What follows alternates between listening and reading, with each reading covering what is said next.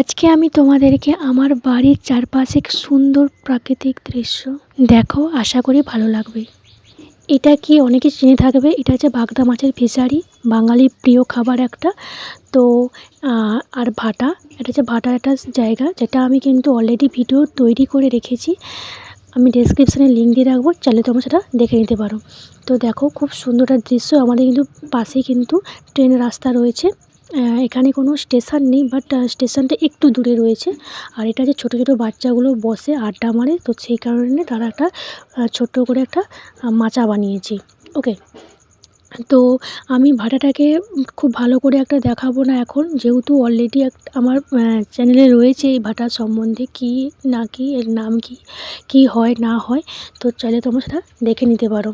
ঠিক আছে, আমাদের এখানে কিন্তু দুটো ভাটা রয়েছে, একটা হচ্ছে চলন্ত, একটা হচ্ছে বন্ধ। মানে একটা হচ্ছে বন্ধ করে, দুটো ভাটা ছিল, একটা হচ্ছে বর্তমানে বন্ধ করে দিয়েছে।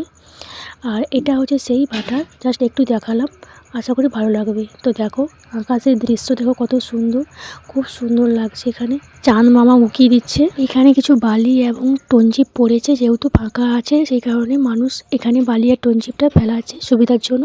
এটা হচ্ছে খেজুর গাছ, অনেকেই চিনে থাকবে খেজুর গাছটা।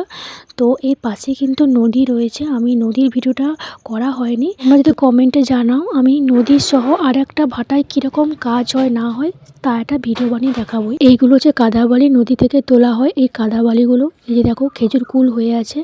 তো বলো, আমাদের চারিপাশে কেমন লাগছে প্রাকৃতিক পরিবেশগুলো, কী কী রয়েছে, কত সুন্দর পরিবেশ। তো ভালো লাগলে অবশ্যই লাইক, কমেন্ট অ্যান্ড সাবস্ক্রাইব করতে ভুলবেন না।